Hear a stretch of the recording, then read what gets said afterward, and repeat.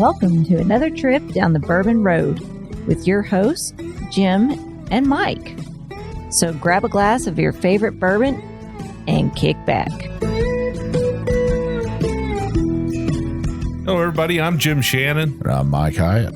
This is the Bourbon Road. And today, Mike, it's Craft Distillery Monday. Yeah. We say that every week, don't we? Yeah. But this time, a little bit bigger than a craft distillery, I think. Just a tad bit. I think they're pretty much distributed nationwide and worldwide. Let's call it a hometown distillery review. It is. I cannot believe it's taken us almost 200 episodes to get around to our own hometown distillery, Bulleit Bourbon. Yeah, I mean, 5 miles from my house, probably seven or 8 miles from your house, right down the road. Nice, easy jaunt for us. It's nice to have them right there. This is kind of their flagship bourbon. This is the bourbon you see on the shelf everywhere. It's not cask strength. It's not a rye. It's just the good old Bulleit Bourbon, Shelbyville, Kentucky. Yeah, not a bad price for it either, right? You can pick it up for $22.99 almost anywhere. So that's a good price for a bourbon whiskey. If you're listening to this show and you're anywhere in the U.S., you're in Europe, I'm just going to say pretty much anywhere, chances are you can get your hands on a bottle of Bulleit Bourbon, better known as the Frontier Whiskey. Yeah, it's got that old school like bottle. I call that, I think on one of the old podcasts, one of the old episodes, I called it a saddlebag bottle because it's kind of, flatter. Yeah.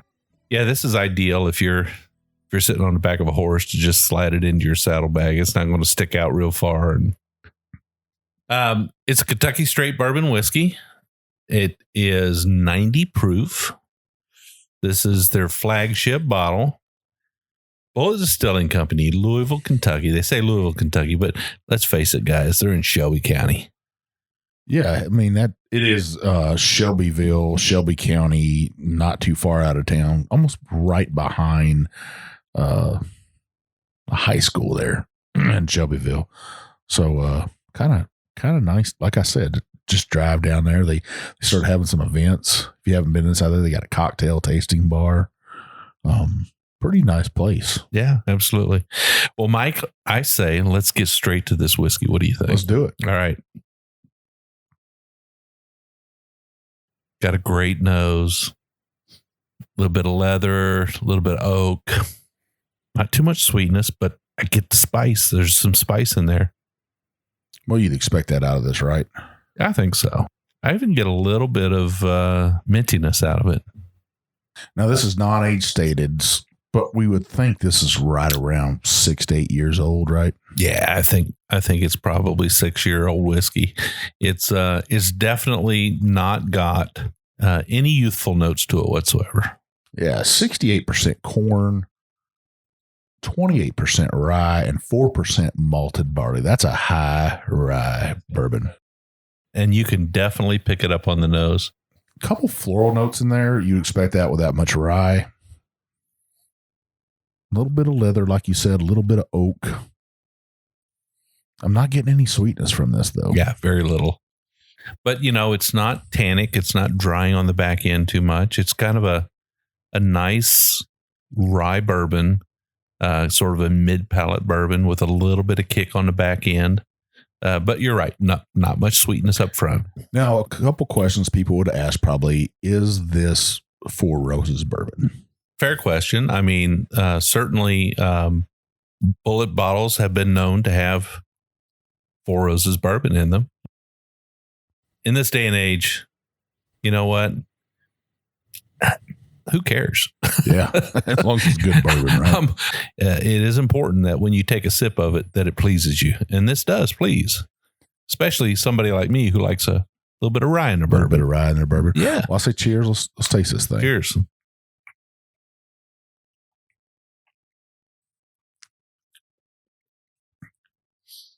Yeah, that's definitely a Kentucky bourbon right there. It's not a sweet monster. It's kind of a rye monster, a little bit more spicy, a little bit more mid and rear palate, like I was saying. This would be amazing in any bourbon cocktail. The price is right. The availability is good. There's nothing off-putting at all by the palate.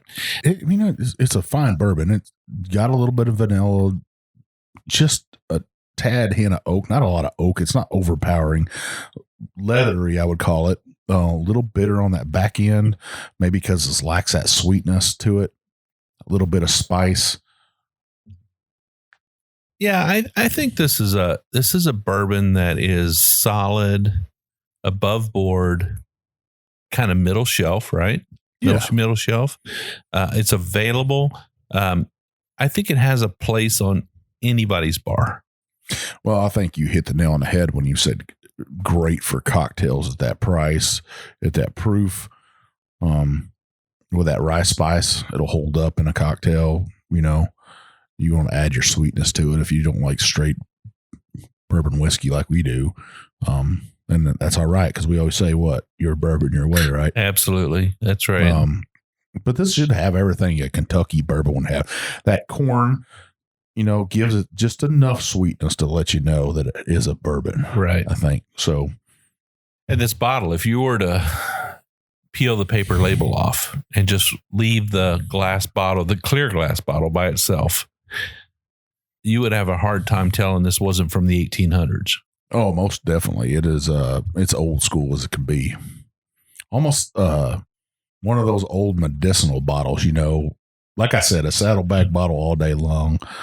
I could see a cowboy sliding this into his saddlebag and riding up the Rockies. Absolutely. Well, Mike, you and I both live probably, and we said this earlier in the show, we probably live, me about 10 miles from the distillery, you about 5 miles from the distillery. It's a shame we haven't had them on the show before. I think we did have one of their limited releases on the show with the Bourbon House out of the UK. Yeah, we did. But we really didn't feature their flagship bourbon, their main SKU. We haven't had it on the show before. I'll tell you this, you almost go into almost any bar today. You can see it on TV shows. You can see it on movies. They're definitely put themselves out there. They're trying to make themselves a nationally or world known brand out there. And then they put a new distillery up. That says a lot in their confidence in the brand itself. Yeah. If you're coming to the Louisville, Kentucky area, the Lexington, Kentucky area, highly recommend you head out to Shelby County, which is sort of about halfway between Louisville and Frankfort. About right? Yeah. About halfway between. On I-64, head out to Shelby County, visit the Bulleit Distillery, take yourself a tour, visit their cocktail bar, their gift shop, take a tour around the facility there. I think you'll be surprised. Very modern. I mean, they might have an old school bottle, but they've got a new school distillery. Oh, most certainly. Like I said, it's a beautiful grounds they have there, bringing a lot of money into Shelby County, a lot of tourism. Then stop on downtown. There's a couple of really nice restaurants downtown Shelbyville, a place called the Bell House you could go to. Our good friends over at the Red Line, a little tavern you can go inside of. If it's a Tuesday through a Saturday night, you can stop over at the Barrel Room, get yourself a pour of beer or a nice pour of bourbon. Plenty of Mexican food places to eat at in Shelbyville. Absolutely. And one of our favorite bottle shops right there in Shelbyville, Paradise Spirits. Right off at exit 35, you got to pass it to go to the distillery. So you might as well go in and see our good friend James. He is a veteran, owned and operated business. So go in there and spend your money with that man right there. He's fair priced. Absolutely. And I would suggest even staying in Shelby County. Well, we got our good friends that they have the Saddlebred Suites. If you're looking for a getaway, Saddlebred Suites has 4 giant suites. I think they can sleep like 28 or something like that people. There's a coffee shop right there called the Paddocks right there in Shelbyville. The suites are super swank, right? Absolutely. Absolutely gorgeous. If you want to experience Kentucky at its finest, that's the place to do. That's where we interviewed Peggy No Stevens. Yeah. We had that wonderful food pairing, bourbon and food pairing there with her. Shelby County is, if you were to draw lines between Frankfort, Kentucky, Lexington, Frankfort, Kentucky, to Louisville, to Bardstown, and make that triangle. Right in the center of that is Shelby County. Yeah. And so if you need a place to stay during your trip to the bourbon area of Kentucky, there's no better place to stay than Shelbyville. Saddlebred Suites. We got a lot to do here in the county. Chances are they'll run into us. You never can tell who you're going to run into in Shelbyville or downtown Louisville. You never can tell. We're going to be roaming about and stuff. Speaking of roaming about and coming to Kentucky, Jim, we're going to be at Bourbon on the Banks in October 23rd, as a matter of fact, in Frankfort, Kentucky, right on the Kentucky River. Don't want to miss out on that. You can come hang out with us, drink a little bourbon. I can't wait. It's a lot more than just Saturday, though. It's Friday and Saturday, and there's a lot of events going on. So I would say plan to make a weekend of it. Yeah, they have a bottle auction on Friday night where you can hang out with master distillers. Cost to get in, that's $100 for that ticket. But you're going to get a chance. I would say there's probably a good chance there's going to be the antique collection from Buffalo Trace there. And a few pappies, maybe. Yeah. Yeah. So really good chance that the Weller collection will be there also, I think. Some other great bottles. You want to check that out. And then they have like a Circus Olay. I don't know what you would call it. Acrobats and all kinds of stuff down, fire throwers downtown. You go check that out. And then even after the festival on Saturday, there's like 2 more events after that. I think there's a Jim Beam pub crawl, right? Yep. Yeah. So there's a lot going on that weekend in Frankfort, Kentucky. Frankfort is kind of the de facto favorite as far as bourbon cities. It's kind of a tie between Frankfort and Bardstown, right? Well, Buffalo Trace is there. If you're going to go to Buffalo Trace, you're going to be in Frankfort. That's true. So come see us. We're definitely going to be there 100%. We hope to see every bourbon roadie there to come check us out. We got a lot of announcements about that, but I wanted to kind of get that word out there about it. So, Mike, let's get back to this Bulleit whiskey here. Hometown bourbon for us. Yeah, for what it is, I mean, it's got that tad bit of sweetness. It's got that oak. It's got that leather. All the things I always say, hey, think about your palate and the things you've had. It's got that vanilla. It's got the corn on it. It's what a bourbon should be. $22.99. How can you not beat it? I'm not even going to call it a buy because we both have it on our shelves already. So, Jim, I would call this, it has a, I'd say it's a medium finish on this bourbon. Yeah. Medium finish. I'd go along with that. Light Kentucky hug. Not bad at all.